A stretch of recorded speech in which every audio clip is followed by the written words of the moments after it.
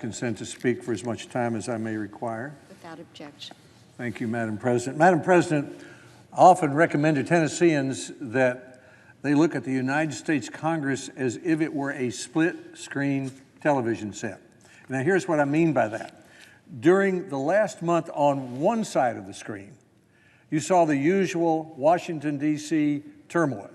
Trump versus the squad, Mueller testifying, impeachment votes, battle over the border, presidential candidates posturing, and of course, the daily tweets. But on the other side of the screen was the president and congressional leaders agreeing to a 2-year budget that will strengthen our military, help our veterans, fund research for medical miracles, fund research for our national laboratories, and support our national parks, and save taxpayers a boatload of money by providing stability and funding. And I might add that this part of the budget, 31% of the budget, is not the part of the budget that's creating the budget deficit. This part of the budget that we'll be voting on tomorrow has gone up at about the rate of inflation for the last 10 years and is projected by the Congressional Budget Office to go up at about the rate of inflation for the next 10 years. It's the entitlement part of the budget that's the problem, which is why I'm voting for what the President and the congressional leaders have recommended. But then, Madam President, also on that side of the screen, away from the Washington, D.C. turmoil, there was another story, which is the story I want to talk about today. During that last same month, 3 Senate committees, by my count, made more than 80 bipartisan proposals sponsored by at least 75 United States senators of both political parties to reduce the cost of health care that Americans pay for out of their own pockets. On June 26, after 17 hearings, 6 months of work, recommendations from 400 experts, our Health Committee, which I chair, and which Senator Patty Murray, the Democrat from Washington State, is the ranking member, voted 20 to 3 to recommend to senators 55 proposals from 65 senators that would end surprise medical billing, increase transparency so you can know the cost of your medical care. You can't lower your health care costs if you don't know what the price of your health care costs is, and increase competition to reduce the cost of prescription drugs. The next day, after our Health Committee reported that legislation, the Judiciary Committee, headed by Senator Grassley and Senator Wyden, headed by Senator Graham and Senator Feinstein, reported out 4 proposals from 19 senators that would reduce prescription drug costs by banning anti-competitive behaviors by drug manufacturers and helping the Federal Trade Commission to block those who game the citizen petition process to delay generic drugs and biosimilars. And then, last Thursday, the Finance Committee, this one headed by Senator Grassley, Senator Wyden, by a vote of 19 to 9, reported more than 24 additional bipartisan proposals, also aimed at reducing the cost of prescription drugs. That's not all, Madam President. The House Energy and Commerce Committee has passed its own solution to surprise billing. Last Thursday, Senator Murray's staff and I met with Representatives Frank Pallone and Greg Walden, the leaders of the House Energy and Commerce Committee. The 4 of us agreed to work together to lower health care costs.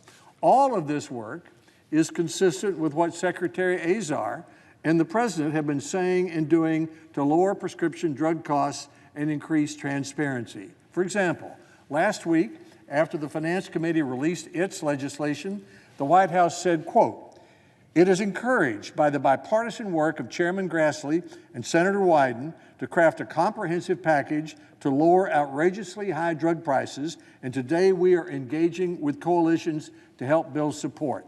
That from the White House. Here is why this amount of activity is in so many ways such a good sign for the American people.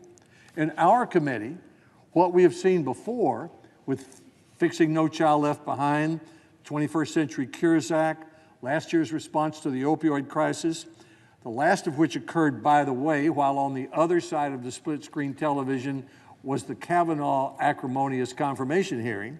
What we have seen with these recent new laws I just mentioned is that when that many senators and that many congressmen of both political parties go to work together on a big issue that affects millions of American people, that's likely to be a result that affects the American people. In other words, Madam President, I believe that legislation to end surprise medical billing, increase transparency, and lower prescription drug costs is looking like a train that will get to the station when Congress reconvenes in September. And well, it should. The cost of health care is Americans' #1 financial concern, according to Gallup. And at one hearing before our health committee, experts from the Academy of Medicine testified that up to half of what our country spends on health care is unnecessary. That is such a startling fact that I sat down then with Senator Murray and with Senators Grassley and Wyden and with Senators Graham and Feinstein, and I said to the leaders of those committees, surely if the experts say that half of what we're spending is unnecessary, Democrats and Republicans can find some things that we can agree on that reduce the cost of what we pay for health care out of our own pocket. And we have. The work of these three committees, more than 80 proposals from 75 senators, is the result of that work over the last 6 months. Now let me say a word about perhaps the most visible proposal in the Health Committee's bill, surprise medical billing. This is one of the most urgent problems that the House, the Senate, and the President are trying to fix. After about 20% of all emergency room visits, patients are surprised a few months later to receive an unexpected bill. It could range from $300 to $3,000 to $30,000. This happens because patients see a doctor they didn't choose, either because of emergency care of an out-of-network hospital or because an out-of-network doctor, not chosen by the patient, treats them at an in-network hospital.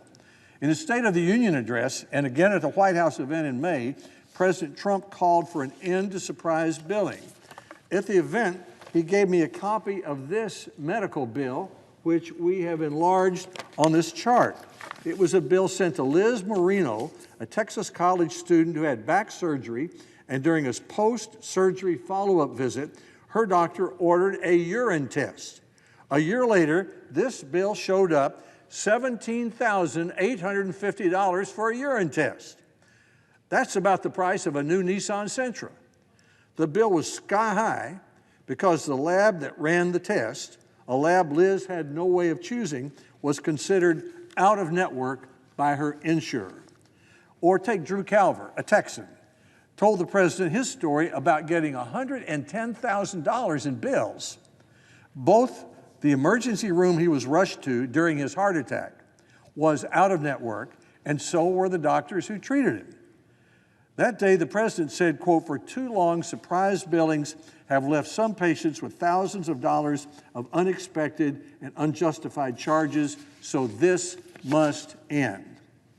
The Lower Healthcare Cost Act that the Senate Health Committee passed last month by a vote of 20-3 would have protected Liz and Drew from receiving those surprise bills. Here's how it works. Insurance companies would pay out-of-network doctors a local, market-driven benchmark rate, which would be the same local, market-based rate that insurers negotiated with doctors who agreed to be in-network. Obviously, this saves Liz and Drew because they wouldn't be getting a surprise medical bill. But the Congressional Budget Office says that by ending surprise medical billings, this approach would generally lower health insurance premiums.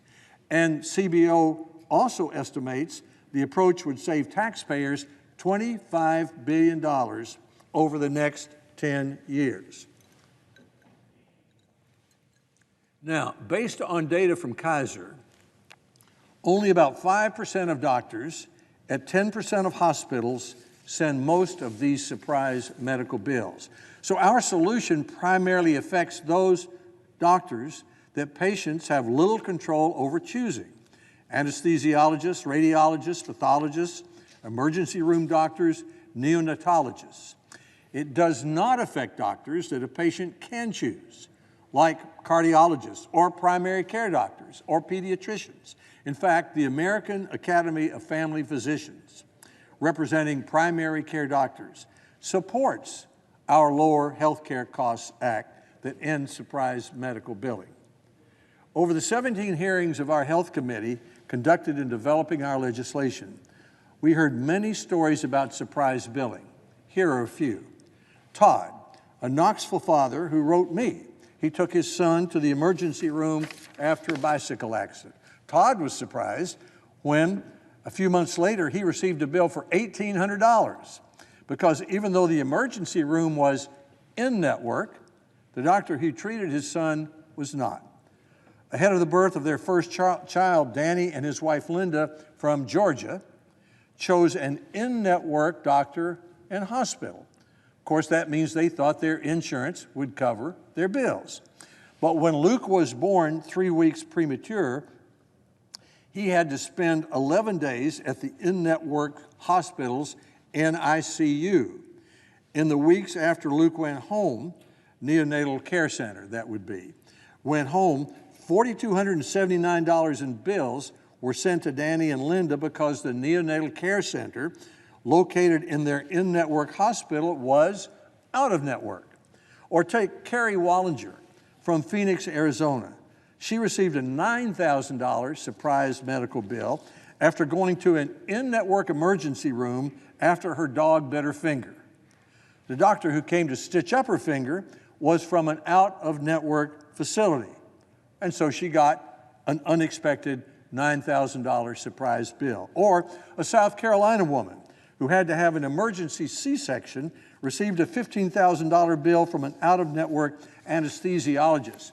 Usually when you're being wheeled into an emergency room for an emergency operation, you're not thinking about choosing a doctor and you're not interviewing them about whether they're in-network or out-network. In Texas, after an ATV crushed his arm, Dr. Naveed Khan, a radiologist, needed advanced medical care. The cost of a 108-mile trip in an out-of-network helicopter, $44,631. Nicole Briggs from Colorado had emergency service surgery to remove her appendix at an in-network hospital. She owed $4,727 because the surgeon was out of network. Mississippi, Stacy White took her husband to the emergency room at an in-network hospital. The emergency physician who saw her husband was out of network, and to her surprise, they received a bill for $2,700. West Coast, a 3-year-old with a 107-degree fever, was airlifted from a small community in West Virginia to a more advanced hospital 75 miles away. His parents were left with a $45,000 bill for the helicopter. And in Maine, the state representative who sponsored a bill to protect patients against surprise bills received a several $100 bill himself after the radiologist who read his daughter's x-ray was out of network, even though he took his daughter to an in-network hospital. There are many more stories I could tell, but the bottom line is, in each case, this happened because the patient almost always had little choice. And if you don't have choice, then you really don't have a functioning market. It is a market failure. One reason for the uptick in surprise bills is that this market failure is now being exploited by private equity firms. Oftentimes, hospitals will contract with a company to staff their emergency rooms and hospitals. These companies will handle billing, managing schedules, hiring doctors to staff the hospital emergency room. Here's some research done by Yale economist Zach Cooper. He found that 2 of the leading staffing companies, both backed by private equity firms, significantly increase the rate of out-of-network billing in a hospital once the firms are hired. He found the case of one of the physician staffing companies that Cooper studied. A large insurer's data showed that the cases of surprise billing increased by 100% in 6 different hospitals once this physician staffing firm took over those hospitals' emergency rooms. In a New York Times article, Cooper described the 100% jump in surprise bills once these private equity-backed staffing companies entered by saying it was, quote, almost like a light switch that was being flipped on, unquote. And in Axios, Cooper said, quote, if you're willing to engage in some fairly unsavory billing practices, these services could be quite lucrative. That's just discouraging. And it makes people want to go to single payer. These surprise bill abuses make Americans want to go to single payer. Our goal, Mr. President, is to protect patients, not private equity firms and companies who are taking advantage of patients. Surprise medical bills are one of the most visible problems of the 180 million Americans who get their health insurance on the job. When growing number of patients are receiving surprise medical bills that could bankrupt their families, it's time for Congress to act. If Congress can't fix such an obvious market failure in health care, pressure will only grow for a radical federal takeover of health care that will take away private insurance from 180 million Americans who get insurance on the job and leave patients with less choice, fewer doctors, and worse health care. Avik Roy has written in Forbes that, quote, if we do nothing to address surprise medical bills, the problem will get far worse. If we do something that is too incremental, we'll pat ourselves on the back and then be forced to revisit the problem in a few years. Americans deserve market-based alternatives to single-payer health care. Without reform of this exploitative hospital prices, we'll never get there, said Avik Roy in Forbes. Mr. President, Americans want to be mindful consumers of health care. When Todd, the Knoxville father, wrote me, he said, quote, if I'm expected to be a conscientious consumer of my own health care, I need a little more help. In other words, he needs for Congress to end surprise medical bills. It is unacceptable to say to patients that even by paying their premiums every month, even by researching and choosing in-network hospitals and doctors, that they may be on the hook for thousands of unexpected dollars because of a surprise bill over which they had no control. Mr. President, at least 75 senators and the President of the United States have made it clear that our intent is to end surprise billing and to reduce what Americans pay out of pocket for their health care. When Congress reconvenes in September, I would encourage all of my colleagues to support these efforts to reduce health care costs. Thank you, Mr. President. I yield the floor.